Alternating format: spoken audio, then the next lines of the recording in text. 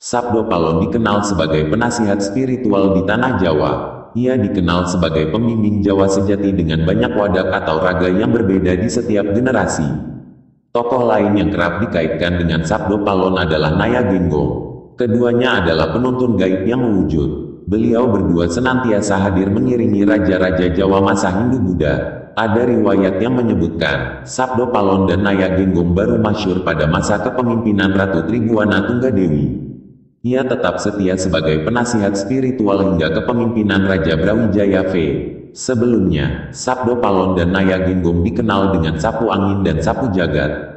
Konon, Sabdo Palon dan Naya Genggong bukanlah nama asli dari sang abdi, melainkan gelar yang diberikan sesuai dengan karakter tugas yang diemban. Sabdo Palon memiliki dua makna. Sabdo berarti seseorang yang memberikan masukan atau ajaran, dan Palon yang berarti kebenaran yang bergema dalam ruang semesta. Jika disatukan, Sabdo Palon adalah seorang abdi yang berani menyuarakan kebenaran kepada raja dan berani menanggung akibatnya. Sementara Naya Genggong, Naya berarti nayaka atau abdi raja dan Genggong yang bermakna mengulang-ulang suara. Naya Genggong adalah seorang abdi yang berani mengingatkan raja secara berulang-ulang tentang kebenaran dan berani menanggung akibatnya.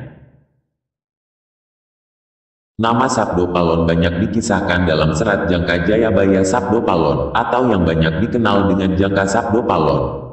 Jangka Sabdo Palon diyakini sebagai karya Pujangga R. Eng. Ranggawarsita. Jika selama ini dikatakan serat tersebut ditulis sebagai ramalan kehancuran Islam setelah 500 tahun kehancuran Majapahit, maka sebetulnya tujuan akhir dari pengarang serat Jangka Sabda Palon ternyata adalah sebuah proses untuk menerima Islam. Nukilan syair dalam Jangka Sabdo Palon yang diduga ramalan kehancuran Islam di Jawa adalah Pepestene Nusa tekan janji, yen mus jangkep limang atus warsa, kepetung zaman Islami, musna bali marang ingsun, gami budi madek sawiji. Takdir Nusa sampai kepada janji, ja sudah genap 500 tahun, terhitung zaman Islam, musnah kembali kepadaku, agama budi berdiri menjadi satu. Bait ini terletak di penghujung akhir serat Jangka Sabdo Palon. Tuturan ini kemudian dikenal sebagai Sabdo Palon Nagih Janji. Sabdo Palon memberitahukan tanda-tanda sosial dan tanda-tanda alam yang akan muncul di zaman kembalinya nanti. Selain itu ada juga tuturan dalam serat tersebut yang konon meramalkan terjadinya huru-hara akhir zaman. Begini bunyinya, miturut carita kuna, wocane jan malinui, kang wus kocap aneng jangka. Manungsa sirna sepali, dene takang bisa urip, yekti anak saratipun, karya nulak kang bebaya, kalise bebaya yekti, mulatana kang wineka parakuna. Terjemahan bebasnya, menurut cerita kuno dari para leluhur yang memiliki kelebihan dalam spiritual, semua cerita yang disampaikan para leluhur telah tertulis dalam kitab Jangka. Kelak umat manusia di masa depan akan lenyap separuh dari jumlah total yang menghuni bumi. Mereka yang bisa bertahan hidup harus berusaha dan bekerja untuk menjauhkan diri sendiri dari berbagai mara bahaya. Cara untuk mempertahankan diri dari prahara di masa depan adalah dengan membaca, meresapi dan menjalankan ajaran-ajaran para leluhur. Ada juga petikan dari Jangka Sabdo Palon yang konon meramalkan terjadinya letusan Gunung Semeru.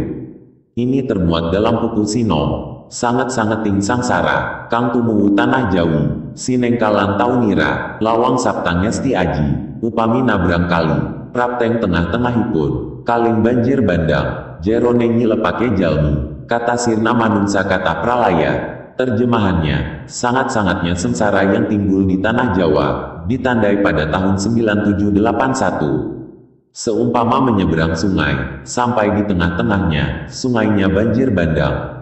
Dalamnya menenggelamkan manusia, banyak manusia mati, banyak bencana. Angka 9781 pada jangka tersebut jika dibaca menurut Chandra Sengkala menjadi 1879 atau 1978 dalam pembacaan tertentu. Pada tahun 1978 inilah Gunung Semeru meletus. Ramalan tersebut juga dinisbatkan pada meletusnya Gunung Merapi pada 2010 yang lalu.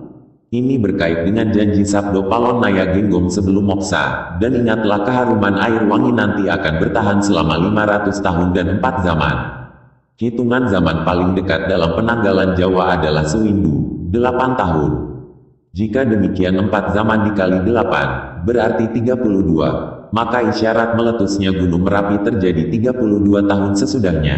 Hardi Agung Samya, huru harang gegirisi, gumaleger suara nira, lahar utah kanan kering, amble berang lebih, nerajang wana lande sagu. Manungsanya kebrasta, kebo sapi samya gusis, sirna gempang tan wonten mangga puliha, gunung berapi semua, huru hara mengerikan, menggelegar suaranya, lahar tumpah ke kanan dan ke kirinya, menenggelamkan, menerjang hutan dan perkotaan, manusia banyak yang tewas, kerbau dan sapi habis, sirna hilang tak bisa dipulihkan lagi.